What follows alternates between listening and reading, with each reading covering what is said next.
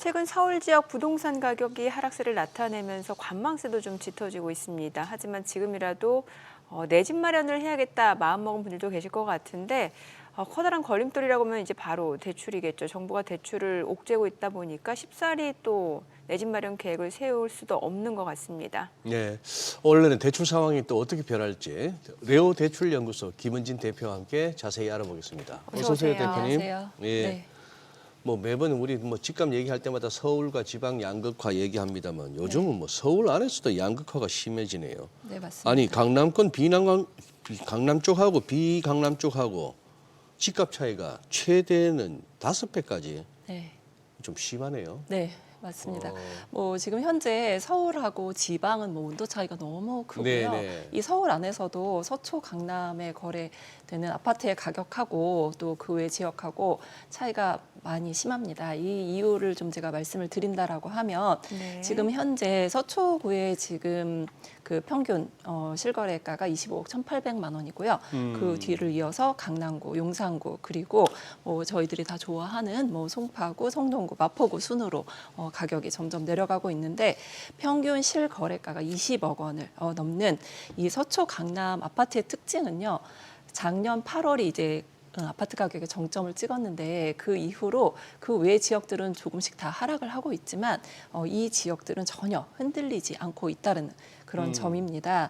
그리고 서울에서 이제 평균 실거래가 가장 낮은 지역이 이제 도봉구로 5억 4,400만 원입니다. 이 금액은 서초구하고 이제 4.6배 정도 차이가 나는데요. 이 현상은 부동산 시장은요 지금 현재 계속 똘똘한 한 채로 가고 있기 때문인데요. 처음부터 집을 매수하시는 30대 분들조차도 바로 이런 똘똘한 한 채를 매수하고 싶어 하시고요. 그 외 지역에 있는 40대 분들 역시 또 상급지 갈아타기로 똘똘한 한 채로 가고 있기 때문에 점점 이 지역의 가격은 올라가고 있는 상황입니다. 그래서 강남 불패라는 심리가 작용을 하면서 강남권과 그리고 뭐 용산 그런 규제 지역의 아파트 가격들은 전혀 빠지고 있지 않은 그런 상황입니다.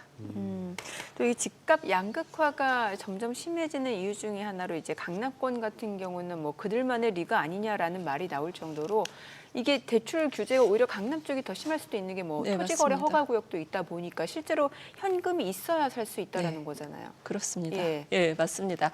지금 현재 대출 한도만 살펴보더라도 이 규제 지역은 LTV 50%라고 해서 집값의 50%만 대출이 가능하고 네. 그 외 지역은 LTV 70%로 이제 대출이 가능한데도 불구하고 이 규제 지역으로 이제 계속 상승세가 몰리는 그런 이유는요. 말씀하신 대로 그들만의 리그로 보이고 있습니다. 네. 최근에 이제 원베일리 레미안 원베일리가 133제곱미터가 106억 원에 거래가 됐는데요. 평당 2억 원이 넘는 금액입니다. 이런 부동산 한파 속에서도 이렇게 높은 금액이 나오는 이유는요. 뭐 특정한 좀 이유가 있죠. 뭐냐면 모든 분들이 이제 갖고 싶어하는 요소를 다 갖춘 거죠. 신축, 얼죽신이라고 해서 모든 분들이 신축을 원하시고요.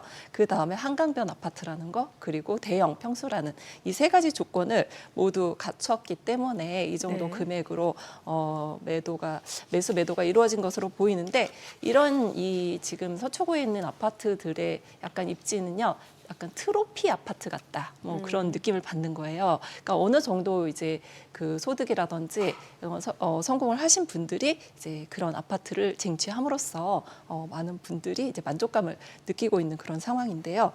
이런 그 부동산 고가의 아파트 같은 경우는 말씀하신 대로 대출이 많이 나오지 않습니다. 그렇기 때문에 진입을 할 수 있는 분들은 소득이 굉장히 높거나 그래서 이미 자산을 형성하셨거나 아니면 부자 부모를 두신 분들이 진입을 하는 경우가 많기 때문에 대를 물려서 이제 이런 주택을 매수를 하게 되는 거죠. 그래서 강남권 부자들이 이런 고액 아파트를 매수하는 이유 같은 경우는 이제 안전하다는 믿음 그리고 너무 많은 집을 매수할 수 없는 지금 이제 현실을 반영을 하고 있는데요.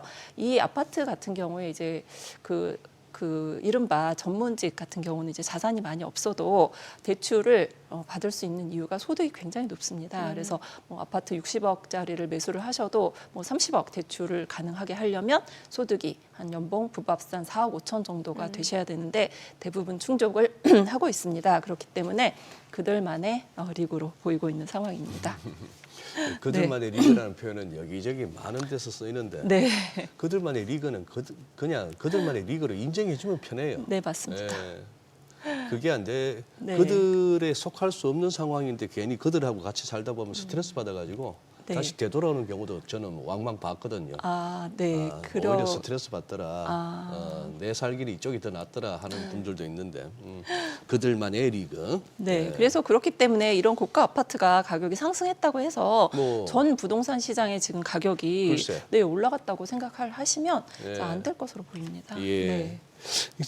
그러면 이제 조금 더 이제 그들에 속하지 못하는 많은 분들이 이제 관심을 갖는 대출 부문인데 네. 이게 지금 여전히 어렵습니까, 네, 대표님? 어렵습니다.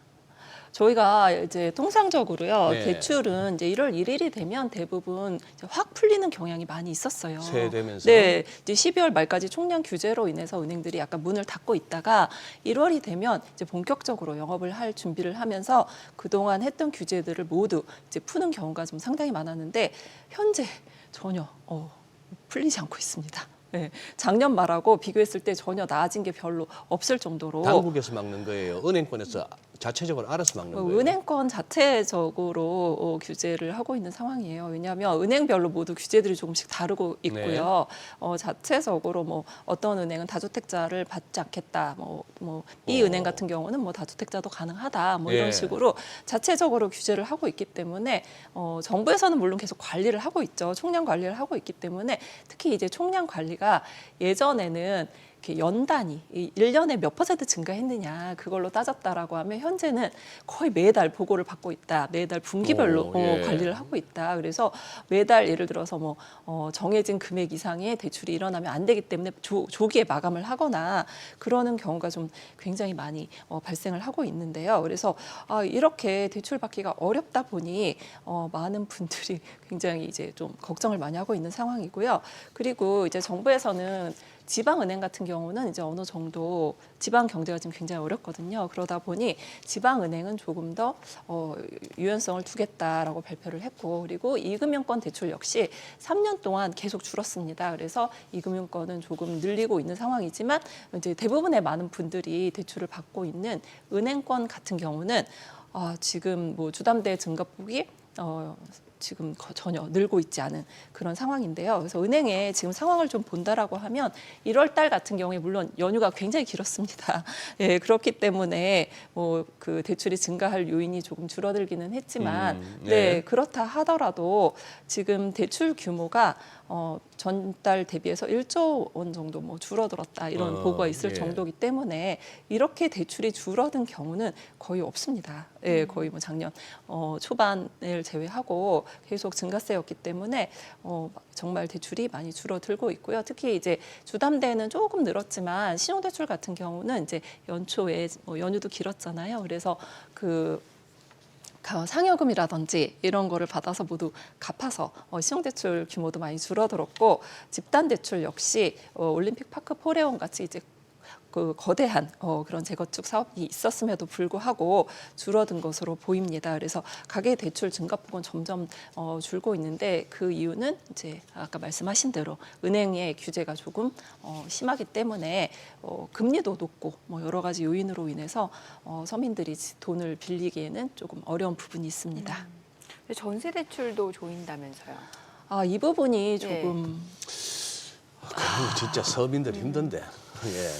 네, 사실 정부에서는 이 전세 대출을 조인다는 그 의미가 말씀하신 대로 바로 서민이 떠오르잖아요. 네. 그래서 그동안 손을 대기가 조금 많이 어려웠던 예. 건 사실입니다. 그래서 항상 뭐 전세 대출에 DSR을 적용을 해야 된다, 전세 대출을 줄이고 싶다 이런 마음은 있었겠지만 규제를 할 수 없었던 게 이제 그러다 보면 서민들의 삶이 너무 힘들어질 수 있기 때문에 규제를 좀 신중하게 했었는데요. 이제 정부가 드디어 이제 그 손을 대기 시작을 한 건데요. 그 첫 번째로는 이제 대출 잔액이 200조 원을 넘다 보니까 네. 정부에서도 더 이상 두고 볼 수는 없다라는 의미가 있고요. 그리고 이 사실 이제 전세 대출의 그 절차를 조금 살펴보셔야 돼요. 뭐냐면 저희는 이제 전세 대출은 은행에서 실행한다라고 생각을 하고 있지만 사실은 이게 담보가 없는 대출입니다. 왜 저희가 보통 주택 같은 경우에 주택을 담보로 하는데 이 담보가 없다 보니까 누군가가 중간에서 보증을 서줘야 되는 거예요. 내가 다 물어줄게. 그 역할을 지금까지 주택도시보증공사, 주택금융공사, 그리고 서울보증 이렇게 세 군데서 했는데요. 이 세 곳 중에서 두 곳, 주택도시보증공사와 서울보증은 100% 보증을 해줍니다. 네. 그게 무슨 말이냐면 은행은 전혀 손해를 보지 않는 구조예요. 그러다 보니 은행에서는 그냥 얼마든지 많이 대출을 해줄 수 있는 구조고요. 특히 이제 주택금융공사는 소득을 보지 않습니다. 그 대출받는 분이 소득이 있는지 없는지를 네네. 전혀 따지지 않고 신용 점수만으로 대출을 해주고 있었는데 물론 이제 농협은행이라든지 일부 은행에서도 지점장님 재량에 의해서 소득 없는 분들을 제한을 하는 경우는 있지만 허구 규정상 소득이 없어도 대출이 가능하거든요. 그런데 이제 이 두 가지를 약간 제재를 하겠다라는 건데 첫 번째는 지금까지 100%의 보증을 해줬으면 지금은 90%만 물어줄게. 이러면 나머지 10%는 은행 책임이잖아요. 그럼 은행에서는 아무래도 대출을 조금 더 깐깐하게 볼 수밖에 없고 금리도 올라갈 수가 있습니다.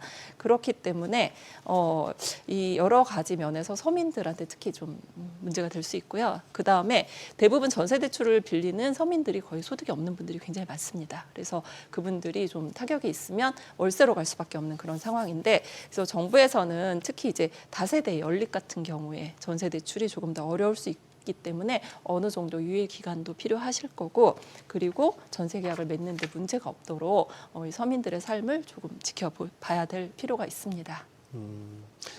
김 대표님 아까 당국보다도 은행 자체적으로 이렇게 좀 대출을 조인다 이렇게 말씀을 네. 하셨는데 시중은행이 지금 이제 가계대출 증가액을 일단 축소한 것으로 지금 알려지고 있는데 네. 그 배경은 뭐고 여기에 대해서 뭐 특별한 어떤 시장에서의 반응은 어떤가요?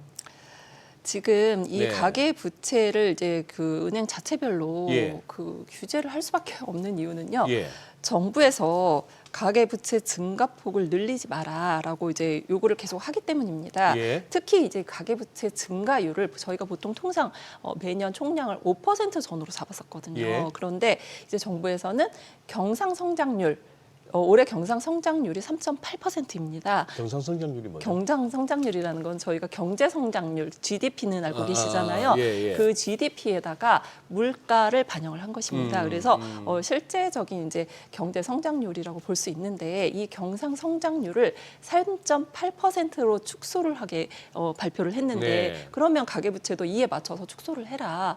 이렇게 되다 보니까 이 은행이 이제 제동이 걸린 거죠. 더 이상 증가를 하기가 너무 버거운 상태가 되다 보니까 계속해서 은행은 축소를 할 수밖에 없는 상황이고 이 축소를 할 때 가장 먼저 하는 것이 뭐냐면 금리 인상입니다. 네. 그래서 지금 현재 한국은행에서 뭐 동결을 하긴 했지만 그 저번에도 계속 금리를 낮추고 있음에도 불구하고 은행들의 대출 금리는 크게 내리지 않고요. 네. 뭐 조금씩 저번 농협은행이 어제 앞으로 금리를 조금 내린다라고 발표는 네. 했지만 이 금리가 내려가지 않는 것이 이제 가장 문제고 그리고 또 풍선 효과로 지난달 그러니까 작년이죠. 예, 작년 말에 이금융권 대출이 확 늘었거든요. 그래서 마찬가지로 이금융권으로 가게 되면 이금융권은 아무래도 딱 들어봐도 금리가 좀 높다라는 생각이 예. 들잖아요. 그래서 대출 받는 분들의 그 가계부채 질이 나빠질 수가 있습니다. 그렇기 때문에 그리고 또 하나는 뭐냐면 이렇게 분기별 월별로 관리를 하다 보니까 마음이 급하세요. 예. 마감이 될지 모른다. 그런 마음 때문에 많은 분들의 선택의 폭이 좀 적어질 수 있는 것이 좀 문제가 될 수 있습니다. 그러니까 진짜 뭐 갈수록 하는 금통위에 대한 관심도 적고 네. 금리 인하를 할 수도 있다 해도 감동도 없는 거예요. 뭐 실제 네. 내려줘야 말이지. 그렇죠. 저희가 은행에 가서 보면 하나도 글쎄, 내리지 않아서 하나도 내리지 않고 네. 오히려 더 올라가니. 맞습니다. 기사는 보면 한은은 금리 내렸다는데 네.